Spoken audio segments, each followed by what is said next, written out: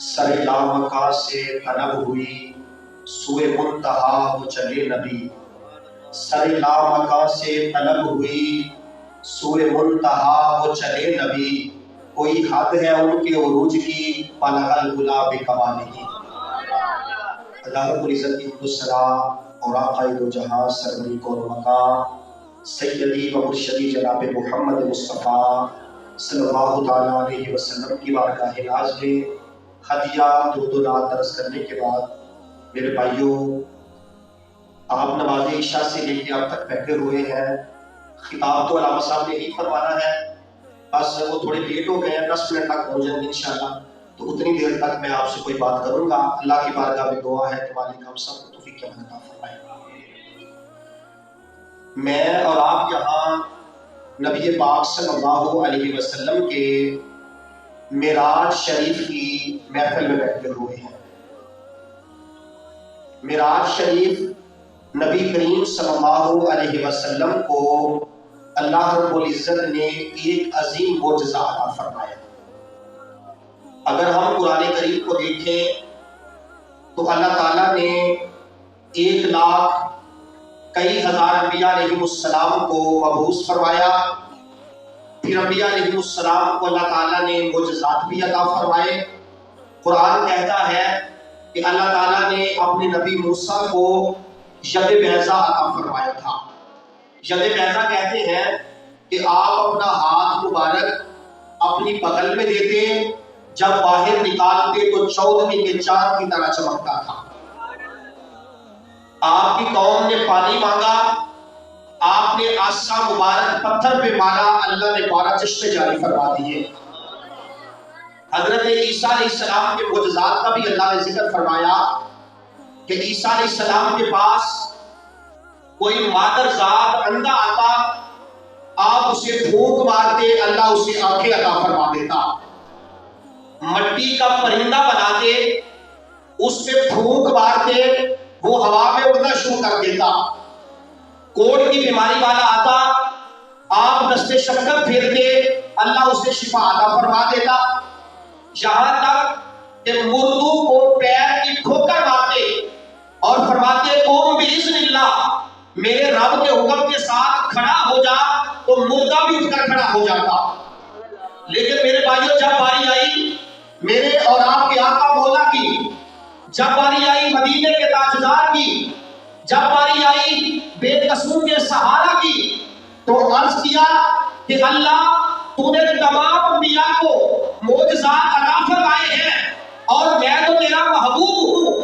فرمایا پیارے محبوب، جب میں نے آدم صفی اللہ کو بھیجا تو معجزات عطا فرمائے، نوح نجی اللہ کو بھیجا تو معجزات عطا فرمائے، ابراہیم خلیل اللہ کو بھیجا تو میں نے معجزات عطا فرمائے، میں نے اسماعیل ذبیح اللہ کو بھیجا تو معجزات عطا فرمائے، موسیٰ کلیم اللہ کو بھیجا تو معجزات عطا فرمائے، عیسیٰ روح اللہ کو بھیجا تو میں نے معجزات عطا فرمائے۔ اے پیارے محبوب، جب تیری باری آئی تو میں نے سر سے لے کے پاؤں تک مجھے سراپا معجزہ بنا کر دیکھا۔ فرمایا کسی کو میں نے 1 معجزہ عطا فرمایا، کسی کو 2 معجزات عطا فرمائے، لیکن اپنے محبوب کو سر سے لے کے پاؤں تک سراپا معجزہ بنا کر بھیجا۔ تو سرکار کے ساری حیات طیبہ معجزہ ہے۔ نبی کریم صلی اللہ علیہ وسلم کا اس دنیا میں تشریف لانا اور معراج کی رات حدیم کعبہ سے اٹھ کر لامکہ پر تشریف لے جانا، یہ سرکار کا معجزہ ہی ہے۔ ہم سرکار کے معراج کے بارے میں بات کریں گے۔ اللہ نے فرمایا سبحان الذی، پاک ہے وہ ذات، کیا ہے جی؟ اسرا، جس نے سیر کروائی، بھی اپنے ہی اپنے خاص بندے کو، جس نے سیر کروائی اپنے خاص بندے کو، لیلا من المسجد الحرام الى المسجد الاقصی، مسجد حرام سے مسجد اقصی کی طرف، الذی بارکنا حولہ، فرمایا مسجد اقصی کے ارد گرد ہم نے برکتیں رکھی ہیں۔ اور سیر کیوں کروائی؟ لنریہ من آیاتنا، تاکہ ہم اپنے خاص بندے کو اپنی کچھ نشانیاں دکھائیں۔ اب قرآن نے کہا کہ پاک ہے وہ ذات، کیونکہ اللہ تعالیٰ کے علم قدرت میں موجود تھا کہ آنے والا وقت ایسا ہے کہ لوگ کہیں گے کہ نبی نبی کریم صلی اللہ علیہ وسلم کو معراج تو خواب میں ہوا تھا یا سوتے ہوئے ہوا تھا، تو اللہ نے واقعہ معراج شروع کرنے سے فرمایا سبحان اللہ، میرا محبوب خود نہیں گیا، فرمایا اس کو اللہ نے بلایا تو خدا نے ہی اپنا دیدار عطا فرمایا۔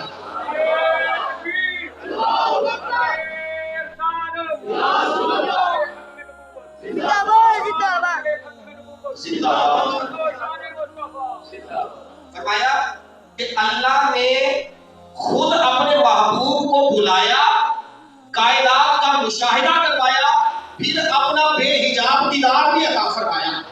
آگے فرمایا بھی اب بھی اپنے خاص بندے کو، اپنے خاص بندے کو، اب ایک عام بندہ ہوتا ہے، ایک خاص بندہ ہوتا ہے۔ عام بندہ کیا ہے؟ علامہ صاحب رحمۃ اللہ تعالی نے فرمایا تھا عبد دیگر عبد ہو چیزیں دیگر، فرمایا عبد اور ہوتا ہے، عبد ہو اور ہوتا ہے۔ پوچھا گیا عبد کیا ہے؟ فرمایا عبد وہ ہوتا ہے جو دعا کرتا ہے پھر قبولیت کا انتظار کرتا ہے۔ فرمایا عبد وہ ہوتا ہے اگر دل میں خیال آ جائے تو رب سمت کا وہ بدل دیتا ہے۔ فرمایا عبد وہ ہوتا ہے جو عرض کرتا ہے رب ارنی، اے اللہ میں تجھے دیکھنا چاہتا ہوں، آگے سے جواب آتا ہے لن ترانی، اے موسیٰ تو نہیں دیکھ سکتا، پھر عرض کیا رب ارنی، اے اللہ میں دیکھنا چاہتا ہوں، جواب آیا لن ترانی، اے موسیٰ تو نہیں دیکھ سکتا، عرض کیا یا اللہ اگر میں تجھے نہیں دیکھ سکتا تو تیرا بے حجاب دیدار کون کرے گا؟ تو جواب آیا اے موسیٰ نہ تو دیکھے نہ چشمے انبیاء دیکھے، مجھے دیکھے تو بس نگاہ مصطفیٰ دیکھے۔ فرمایا عبد وہ ہوتا ہے جو ملاقات کا شوق رکھتا ہے اور کہتا ہے اللہ میں تجھے دیکھنا چاہتا ہوں۔ فرمایا عبد وہ ہوتا ہے کہ محبوب اپنی چچا زاد بہن کے ساتھ سویا ہوتا ہے، عرش سے مہمان کا پیغام آتا ہے کیا محبوب تمہارا رب تمہارے دیدار کا مشتاق ہے۔ فرمایا تمہارا رب تمہارے دیدار کا مشتاق ہے۔ میرے بھائیو اللہ نے سیر کروائی اپنے خاص بندے کو۔ میرے بھائیو یہ معراج شریف کا مہینہ ہے اور اس مہینے کی 27 تاریخ کو، کتنی تاریخ کو جی 26 اور 27 کی جو درمیانی رات ہے، اس رات کو میرے اور آپ کے آقا مولا لامقام میں اپنے رب سے ملاقات کے لیے تشریف لے گئے۔ اس خوشی میں ہم یہاں بیٹھے ہیں۔ اب آقا علیہ الصلوۃ والسلام صحیح احادیث کے مطابق اپنی چچا زاد بہن حضرت ام ہانی رضی اللہ تعالی عنہا کے گھر آرام فرما رہے تھے۔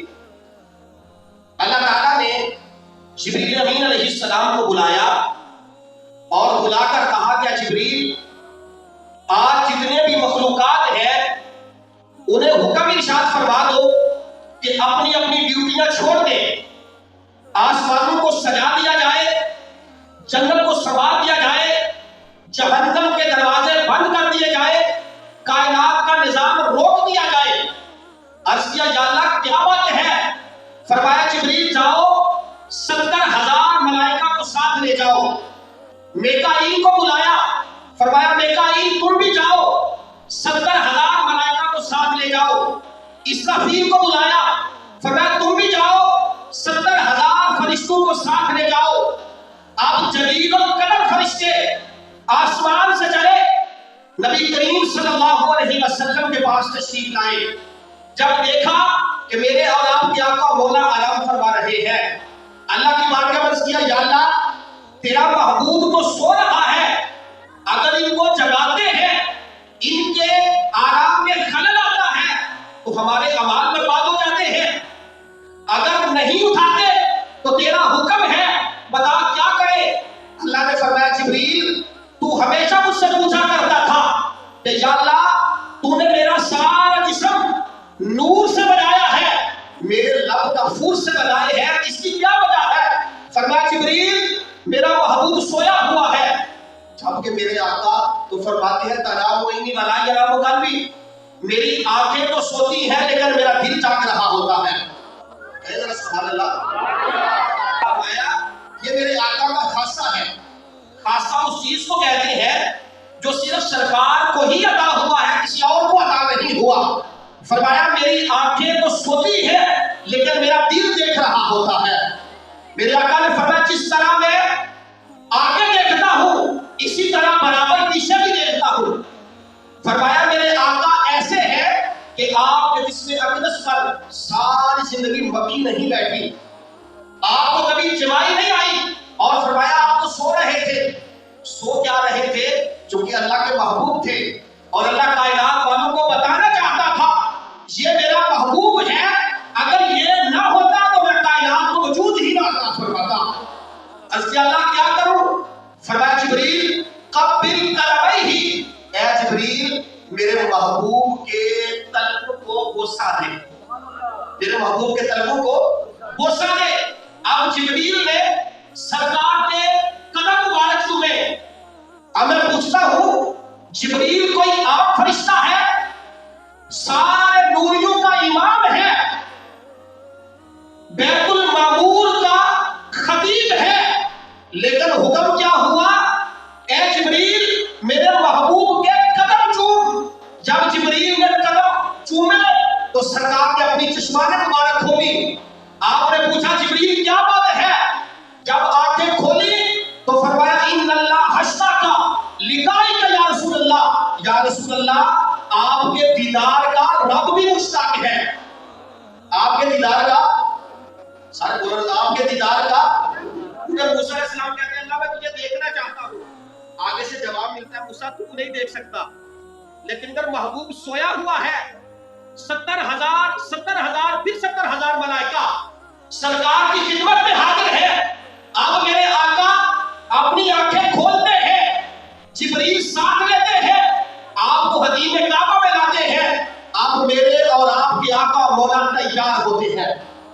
آپ تیار ہوتے ہیں, کیسے تیار ہوگا؟ فرمایا وہ سرور کشور رسالت جو عرش پر جلوہ گر ہوئے تھے, نئے نرانے طرف کے صحابہ عرب کے مہمان کے لیے تھے. میرے آقا تیار ہوئے, غسل مبارک فرمایا, وضو فرمایا. اب میرے آقا کے لیے براق لایا گیا, جنت سے سواری آئی. میرے آقا براق میں بیٹھنے لگے تو براق ذرا پھدکنے لگا, تو آپ حضرت جبریل نے غصے سے دیکھا اور کہا کہ اے براق شوخی دکھاتا ہے. کہتا ہے اے جبریل میں شوخی نہیں دکھاتا, لیکن اپنے مقدر پہ فخر کرتا ہوں. اللہ نے جس محبوب کے لیے ساری کائنات کو وجود بخشا ہے, آج اس کی سواری کے لیے مجھ جیسے کو چن لیا گیا ہے. یار براق کیوں فخر نہ کرتا؟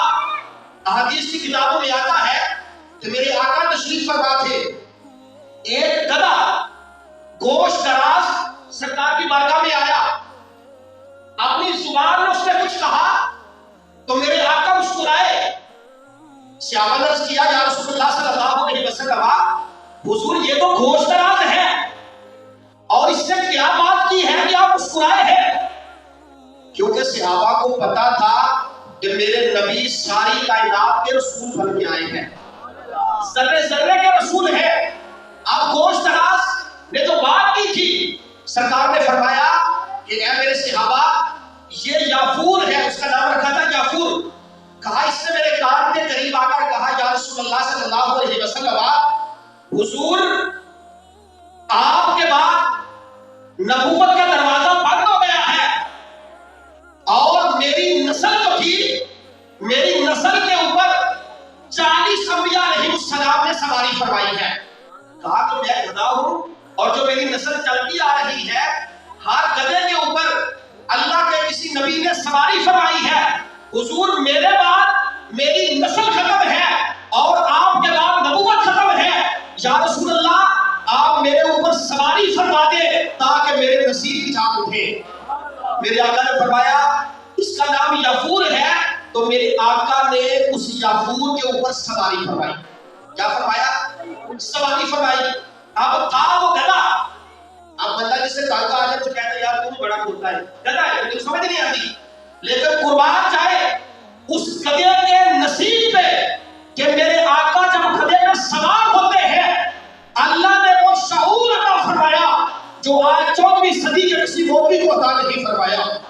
میرے آقا نے سواری فرمائی, اور اب حال کیا ہے کہ آپ کو گدھا, اگر کوئی صحابی نہ آتا تو وہ گدھا اس کے دروازے پہ جاتا, دروازہ کھٹکھٹاتا، صحابی سمجھ جاتے کہ ہمیں ہمارے آقا نے بلایا ہے۔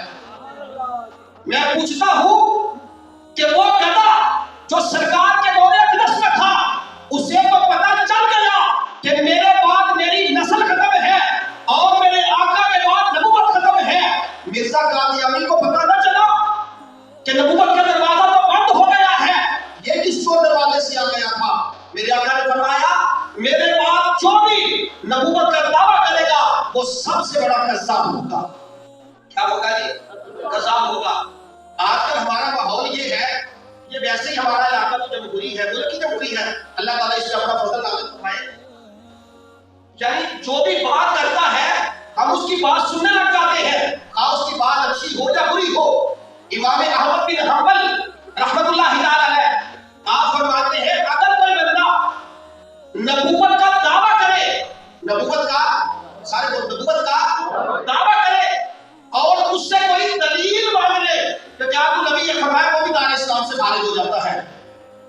آج کل ہمارے لوگوں کو بڑا شوق ہے مرزائیوں سے بات کرنے کا کہ بھائی اگر مرزا نبی ہے تو کیا دلیل ہے؟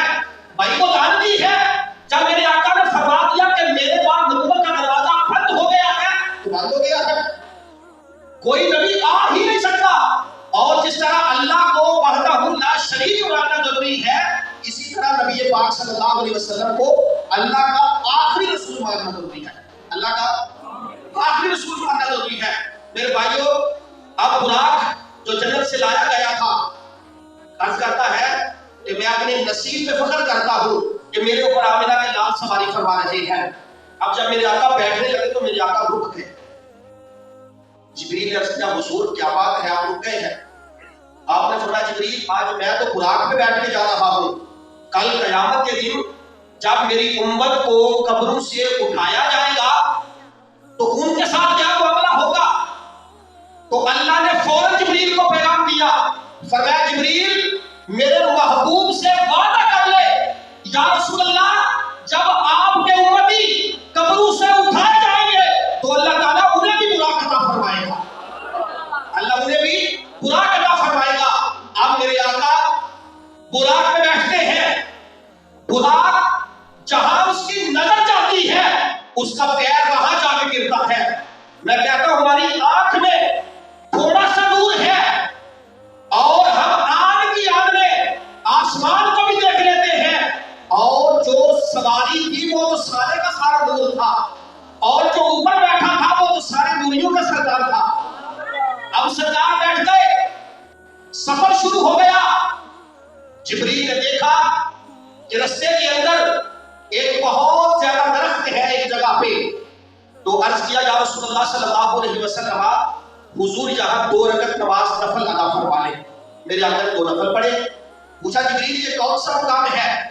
پہلے پوچھا تو کہا یثرب، نفل پڑھ کے بعد میں پوچھا تو آپ نے فرمایا یہ مدینہ طیبہ ہے۔ مدینہ یثرب کہتے ہیں بیماریوں کے گھر کو، جب تک میرے آقا وہاں نہیں گئے تھے وہ بیماریوں کا گھر تھا، جب میرے آقا نے قدم مبارک رکھے تو اللہ نے اسے مدینہ منورہ بنا دیا۔ کیا بنا دیا؟ مدینہ منورہ بنا دیا۔ اب میرے آقا آگے چلے تو فرمایا میں ایک سرخ تیلے کے پاس سے گزرا، ایک سرخ رنگ کا ٹپا تھا اس کے پاس سے گزرا تو فرمایا میں نے دیکھا کہ موسیٰ علیہ السلام اپنی قبر میں کھڑے ہو کر نماز پڑھ رہے ہیں۔ کیا کر رہے ہیں جی؟ موسیٰ علیہ السلام اپنی قبر میں کھڑے ہو کر نماز پڑھ رہے ہیں۔ اب اس سے پتہ چلتا ہے کہ اللہ کے نبی مر کر ختم نہیں ہوتے۔ ہمارا عقیدہ اور ایمان یہ ہے کہ اللہ کا کوئی بھی نبی جب اس دنیا سے پردہ کرتا ہے تو وہ ختم نہیں ہوتا۔ اگر آپ نبی ختم نہیں ہوتا تو امام الانبیاء کی حیات کا کیا عالم ہوگا؟ آپ کی حیات کا کیا عالم ہوگا؟ فرمایا آپ نماز پڑھ رہے تھے، جب میرے آقا مسجد اقصی میں پہنچتے ہیں تو سارے کے سارے انبیاء مسجد میں پہلے سے کھڑے ہیں۔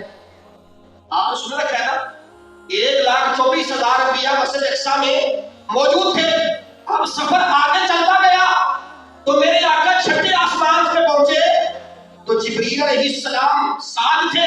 جب چھٹے آسمان پہ پہنچے تو دیکھا کہ موسیٰ علیہ السلام چھٹے آسمان پہ بھی ہے. یہ تینوں احادیثیں ہیں کہ موسیٰ علیہ السلام اپنی قبر میں نماز پڑھ رہے تھے. موسیٰ علیہ السلام مسجد اقصیٰ میں تھے, خطبہ بھی دیا تھا. جب سرکار سر عرش اولیٰ جا رہے تھے, چھٹے آسمان پہ ملاقات ہوئی. اگر حضرت موسیٰ علیہ السلام ایک وقت میں 3 جگہوں پہ ہو سکتے ہیں تو میرے اور آپ کے آقا مولا اپنے غلام کے گھر تشریف بھی لا سکتے ہیں. اگر جناب موسیٰ ایک وقت میں مختلف مقامات پہ جا سکتے ہیں تو میرے اور آپ کے آقا مولا اپنے غلاموں کی قبروں میں بھی آ سکتے ہیں. تو میرے بھائیوں, اس سے پتہ چلتا ہے کہ اللہ کے نبی زندہ ہے. اللہ کے نبی کیا ہے؟ ساتھ اللہ کے نبی زندہ ہے. تو فرمایا کہ موسیٰ علیہ السلام نماز پڑھ رہے تھے, پھر میرے آقا مسجد اقصیٰ میں پہنچتے ہیں. جب مسجد اقصیٰ میں پہنچتے ہیں تو کیا دیکھا کہ 1,24,000 انبیاء جو ہے نبی پاک صلی اللہ علیہ وسلم کا انتظار کر رہے ہیں, میرے آقا کا انتظار کر رہے ہیں. اور جب میرے اور آپ کے آقا مولا وہاں پہنچتے ہیں تو سارے انبیاء استقبال کرتے ہیں. جناب جبریل ایک پتھر کے اوپر کھڑے ہو کر آذان پڑھتے ہیں اور میرے اور آپ کے آقا مولا کا ہاتھ پکڑ کر مصلی امامت پہ کھڑا کر دیتے ہیں. کہاں کھڑا کر دیتے ہیں جی؟ مصلی امامت پہ. فرمایا میرا تو کوئی پروگرام نہیں تھا امامت کروانے کا, لیکن جب جبریل نے پکڑا مجھے مصلی امامت پہ کھڑا کیا اور ساتھ عرض کیا یا رسول اللہ صلی اللہ علیہ وسلم, یہ جو جتنے صاحب کھڑے ہیں ان سب کی منشا بھی یہی ہے کہ آپ مصلی امامت پہ کھڑے ہو جائے اور اللہ کی رضا بھی اسی میں ہے کہ آپ مصلی امامت پہ کھڑے ہو جائیں. اب میرے اور آپ کے آقا مولا نے تمام انبیاء کو نماز پڑھائی. تمام انبیاء کو کیا کیا جی؟ نماز پڑھائی. یہ اس لیے تھا, ملا معین الدین کاشفی نے لکھا ہے کہ اس کی وجہ یہ تھی کہ کسی کے ذہن میں خیال آ سکتا تھا کہ جو انبیاء علیہ السلام پہلے آئے ہیں ان کا مرتبہ اور مقام بھی زیادہ ہے.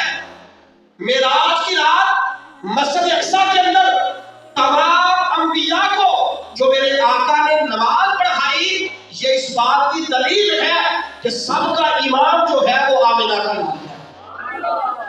سب کا امام کون ہے جی؟ آمنہ کے لال ہے. تو میرے بھائیوں, مسجد اقصیٰ کے اندر جب نماز پڑھائی گئی تو اللہ کے نبیوں نے خطبات پڑھے. کیا پڑھے جی؟ خطبات پڑھے. میں مختصر کرتا ہوں کہ خطبات میں کیا پڑھا. جناب آدم علیہ السلام کھڑے ہوئے, کھڑے ہو کر اللہ کی حمد بیان کی, اللہ کی ثنا بیان کی اور کہا کہ میں اللہ کا شکریہ ادا کرتا ہوں کہ اللہ تعالیٰ نے مجھے صفی اللہ بنایا ہے. کیا بنایا ہے جی؟ صفی اللہ بنایا ہے. جناب نوح کھڑے ہو گئے, اللہ کی حمد و ثنا کی, پھر کہا کہ میں اللہ کا شکریہ ادا کرتا ہوں کہ اللہ نے مجھے نبی اللہ بنایا ہے. پھر جناب ابراہیم کھڑے ہو گئے, اللہ کی حمد و ثنا کی اور کہا کہ میں اللہ کا شکریہ ادا کرتا ہوں کہ اللہ نے مجھے اپنا خلیل بنایا ہے. اللہ نے مجھے اپنا خلیل بنایا ہے. جناب موسیٰ علیہ السلام کھڑے ہوئے, اللہ کی حمد و ثنا بیان کی, پھر کہا کہ اللہ نے مجھے کلیم اللہ بنایا ہے.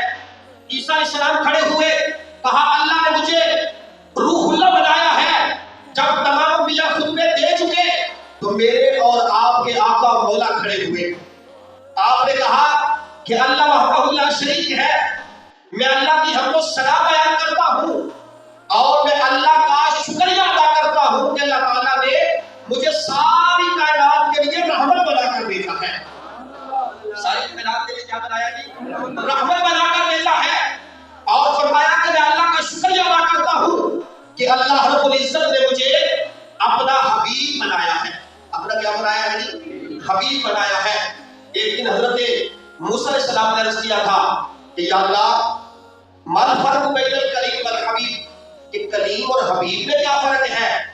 حضرت موسیٰ علیہ السلام کوہ طور پہ جاتے, اللہ سے ہم کلام ہوتے, اللہ تعالیٰ آپ کو شرف ہم کلامی عطا فرماتا.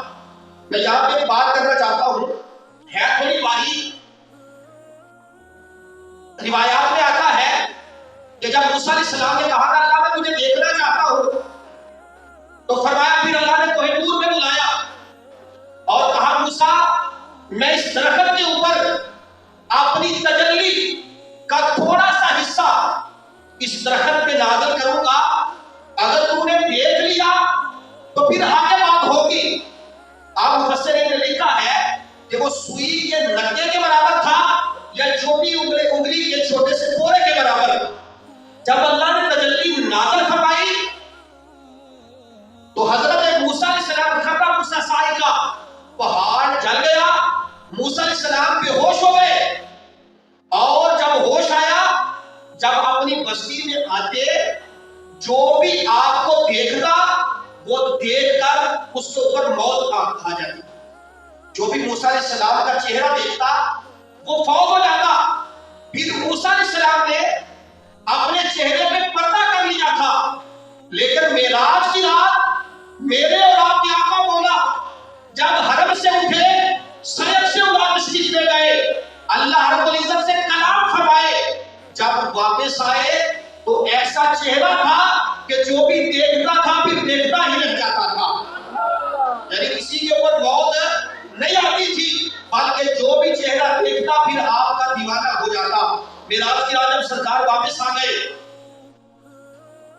تو حضرت ابو بکر صدیق رضی اللہ تعالیٰ عنہ آپ بیٹھے ہوئے تھے، کفار جو ہے وہ حضرت ابو بکر کے پاس آئے اور آ کر کہنے لگے کہ ابو بکر ایک بات تو بتاؤ، ایک بندہ کہتا ہے کہ میں رات کو مکہ سے فلسطین گیا، پھر فلسطین سے پہلا آسمان دوسرا آسمان، ساتوں آسمانوں کی سیر کی، جنت و دوزخ کا مشاہدہ کیا، جب میں واپس آیا تو میرا بستر بھی گرم تھا، وضو کا پانی بھی چل رہا تھا، دیوار کی زنجیر بھی حرکت کر رہی تھی، کیا ایسا ہو سکتا ہے؟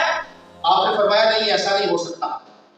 ابو جہل کو کہنے لگے آج بات بن گئی ہے، پہلے تو ابو بکر بات سنتا ہی نہیں تھا نا، جب سرکار نے دعوت اسلام دی مسلمان ہو گیا، پہلے تو بات نہیں سنتا تھا، آج اس نے بات سنی ہے، کم از کم کوئی بات تو کریں گے۔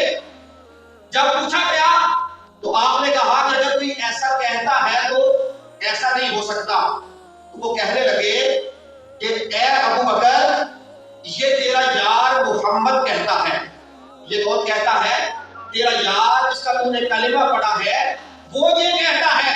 تو آپ نے فرمایا اگر وہ کہتے ہیں تو سچ ہی کہتے ہیں، اگر وہ کہتے ہیں تو وہ سچ ہی کہتے ہیں، کیونکہ میرے بھائیوں میرے آقا ایسے صادق اور امین تھے۔ یہ تو ابو بکر صدیق ہے، یہ تو ابو بکر صدیق ہے، مکے کا کوئی کافر ایسا نہ تھا جو سرکار کو صادق اور امین نہیں مانتا تھا۔ جب میرے آقا نے نبوت فرمایا، کوہ صفا پہ سرکار کھڑے تھے، آپ نے فرمایا لوگوں اللہ وحدہ لا شریک ہے اور میں اللہ کا آخری رسول ہوں۔ لوگوں نے آپ کی بات کو جھٹلا دیا۔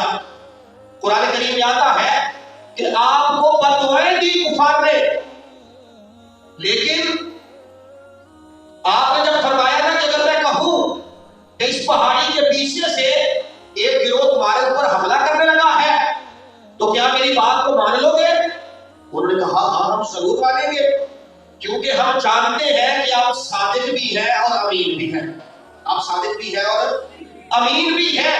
تو پھر آپ نے نبوت کیا کہ میں اللہ کا رسول ہوں، آپ کی بات کو جھٹلا دیا۔ میرے بھائیو سب سے پہلی دلیل جو میرے اور آپ کے آقا مولا نے پیش فرمائی وہ یہ تھی کہ اے سرداران قریش، میں نے اپنی زندگی کے 40 سال تمہارے درمیان گزارے ہیں، میری زندگی سے ایک ایپ نکال دو میں اپنا دعویٰ واپس لے لیتا۔ یعنی وہ کفار اور مشرکین میرے اور آپ کے آقا مولا کی زندگی سے ایک عیب نہ نکال سکے، بلکہ کہا آپ تو صادق اور امین ہیں، آپ تو صادق اور امین ہیں۔